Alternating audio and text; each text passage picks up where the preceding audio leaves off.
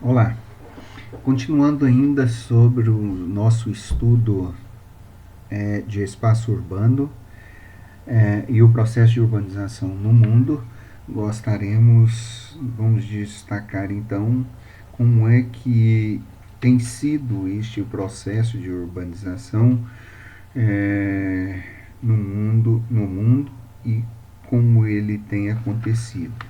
É importante a gente falar isso, é, destacando, né, a atuação, é, a forma, o modelo de crescimento das cidades dentro deste processo de urbanização no mundo. Né? Então, vamos começar pelo próprio conceito que trabalhamos com vocês, é,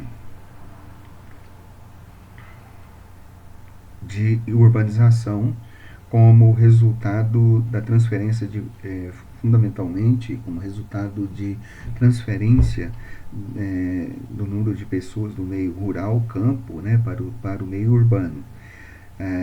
Nesse sentido, a ideia de urbanização está intimamente ligada à concentração de muitas pessoas em um espaço restrito, que são as cidades, e na substituição das atividades primárias, que é a agricultura, a agropecuária, por atividades secundárias, que são as indústrias, e terciárias, que são a área de serviço. Entretanto, por se tratar de um processo, costuma-se conceituar urbanização como sendo o aumento da população urbana em relação à população rural. E nesse sentido, só ocorre urbanização quando o percentual urbano da população urbana é superior à da população rural. Ah, bom, este processo ele ocorreu e ainda ocorre em diversas partes do mundo de maneira desordenada e desigual. Mas este é um processo que parece que não tem volta, pois o espaço rural tem, a cada dia que passa, tem ficado restrito a um espaço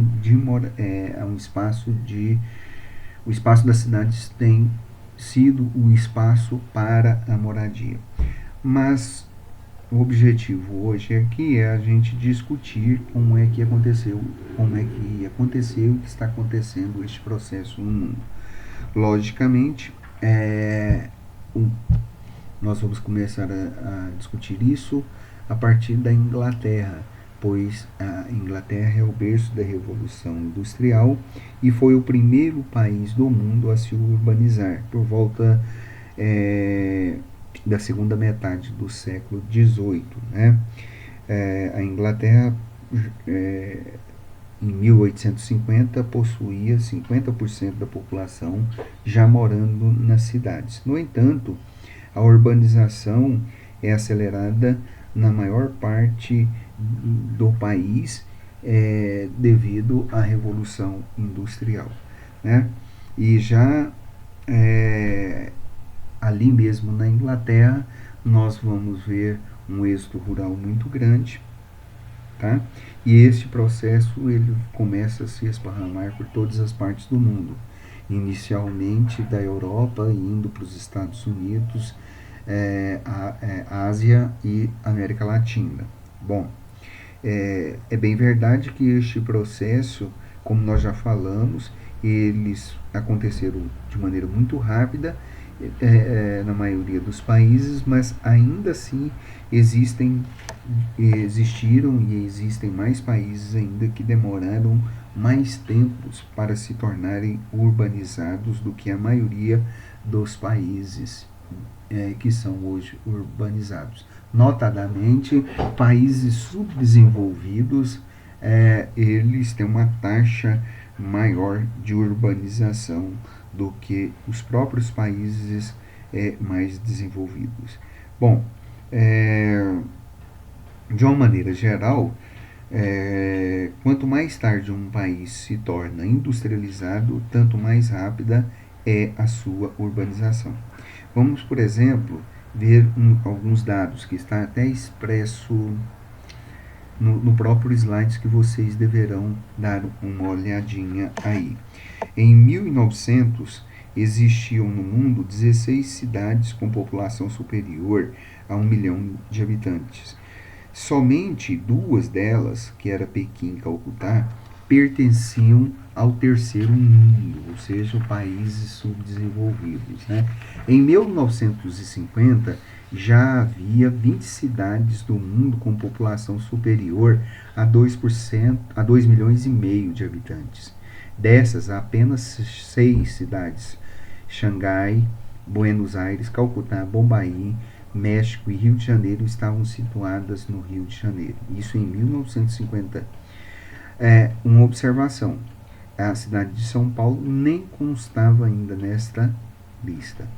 No ano 2000, as estimativas mostram que das 26 aglomerações urbanas com mais de 10 milhões de habitantes, nada menos do que 20 delas estão ou estarão no terceiro mundo. A maior aglomeração urbana mais populosa do mundo será a cidade do México, com 32 milhões de pessoas, o equivalente à população da Argentina em 1990.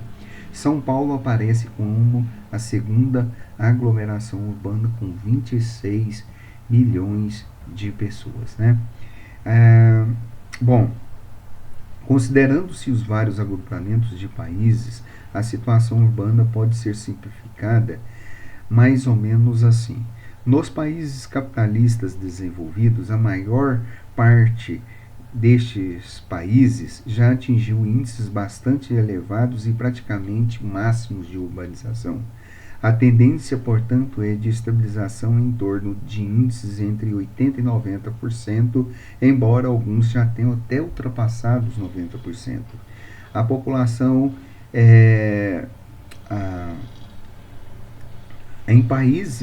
a população em países capitalistas subdesenvolvidos é bastante heterogêneo.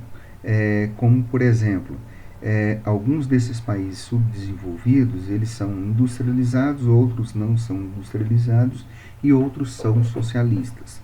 Nos países industrializados, esta recente e rápida industrialização gerou um acentuado desequilíbrio das condições e da expectativa de vida entre a cidade e o campo, resultando num rapidíssimo processo de urbanização, porém com consequências muito drásticas, aumentando índices de subemprego, de mendicância, favelância, criminalidade, corrupção e etc, etc. Isto porque o desenvolvimento dos setores secundários e terciários não acompanhou o ritmo da urbanização, além da total carência de uma firme política de planejamento urbano.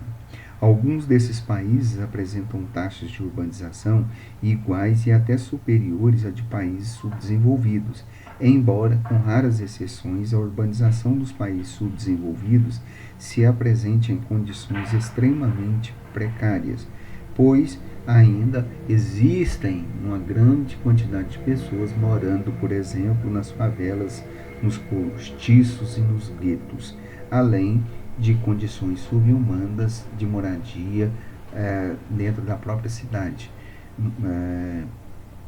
morando, por exemplo, debaixo de ponte. Nos países não industrializados, em virtude do predomínio das atividades primárias, a maior parte desses países ainda apresenta baixos índices de industrialização, já que tem que trabalhar no campo para a sua sobrevivência. Nos países socialistas, são relativamente poucos urbanizados. A razão fundamental está na planificação estatal da economia, que tem permitido ao Estado controlar e direcionar os recursos, podendo assim exercer maior influência na distribuição geográfica da população. Os índices de população urbana dos países socialistas desenvolvidos são muito semelhantes ao dos países subdesenvolvidos industrializados. Como nós já falamos aqui com vocês, no Brasil, esse processo começou a partir dos anos 1940, de 1940, intensifica a partir dos anos 70, anos 80 e devido principalmente a, a, a, a atividade nos campos, nas atividades econômicas do Brasil, que vai se modernizando e vai se integrando aos diversos sistemas de consumo, produção e informação, né? Então, o Brasil vai se tornando um estado mais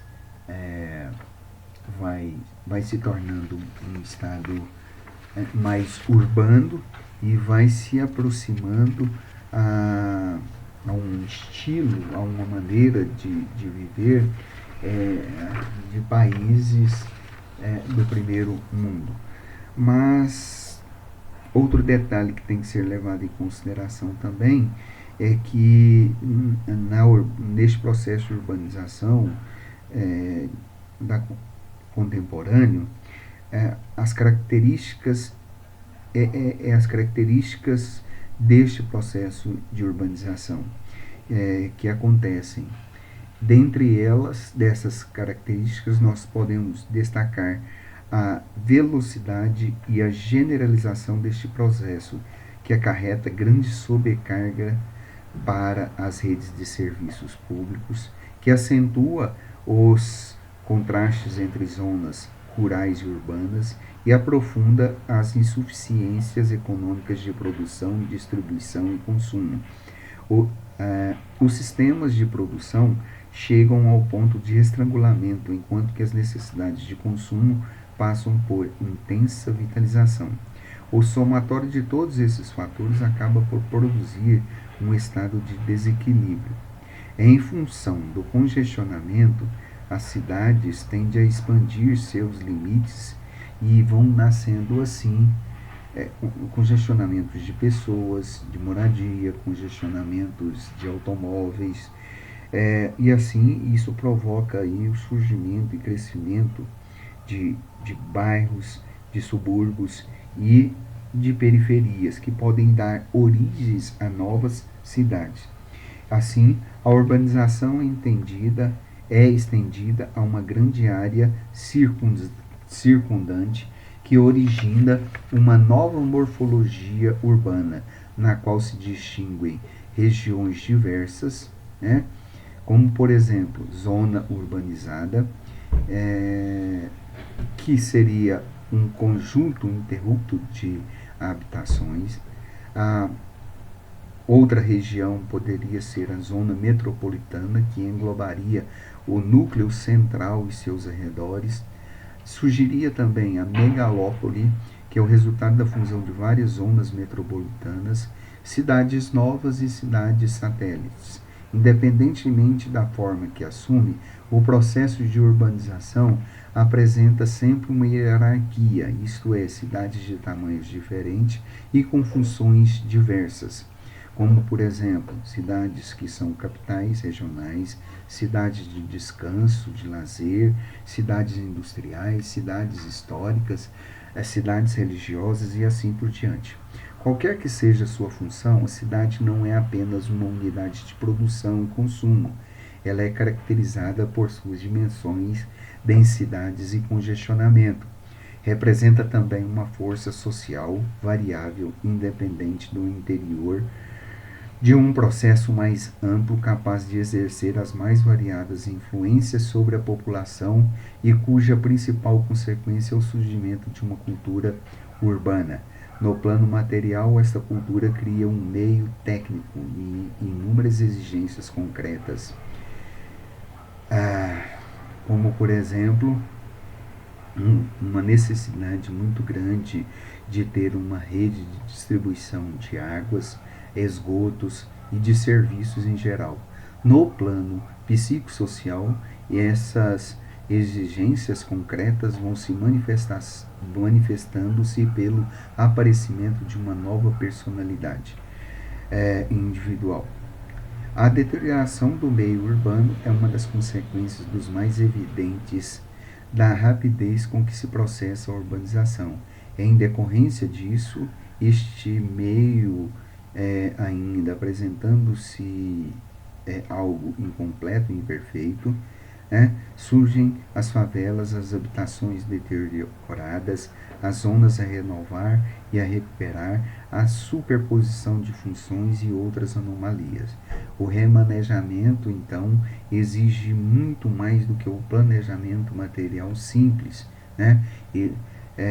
Mas exige um aumento da rede de serviço, ampliação da oferta em habitações e racionalização da ocupação do solo. Torna-se, então, fundamental a criação de estruturas correspondentes à nova realidade.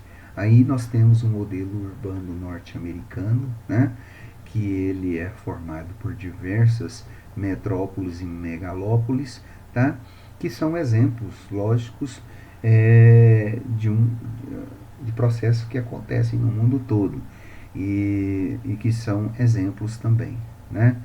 Que nós temos várias cidades como exemplos. Entre elas, aqui como podem ver, na região do Grande Porto Alegre, Grande São Paulo, nós temos muitas metrópoles. Nessas regiões, elas se expandem muito rapidamente e formam uma conurbação, tá? Ou então nós temos regiões de megalópolis, como a integração entre duas ou mais metrópoles, como Boston e Washington,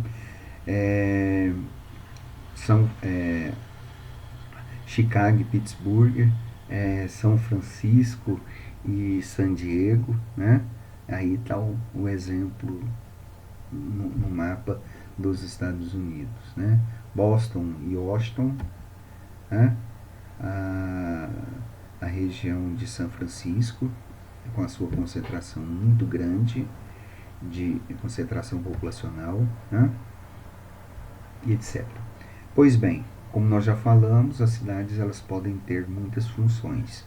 Elas podem ter uma função administrativa, religiosa, turística, portuária, industrial ou múltiplas funções, como são as megalópolis, no caso de São Paulo, por exemplo, né? Ou Brasília como uma única cidade, como cidade administrativa, ou como Aparecida do Norte, como uma cidade religiosa, ou Trindade também. Já falamos com vocês desses conceitos chamados de fatores atrativos, né? E fatores repulsivos, dentre eles aí a sedução, a vida mais fácil e dinâmica das cidades, e a mecanização do campo como fatores atrativos. Isso no que diz respeito aos fatores da urbanização para países subdesenvolvidos, e fatores repulsivos, que nós temos aí as péssimas condições de vida do campo, né? E nós temos aí um novo conceito que é um pouco mais moderno, que é chamado de macrocefalia urbana, que é a grande concentração das atividades econômicas em uma única cidade, né? Ok? Fiquem com Deus e até a próxima, então.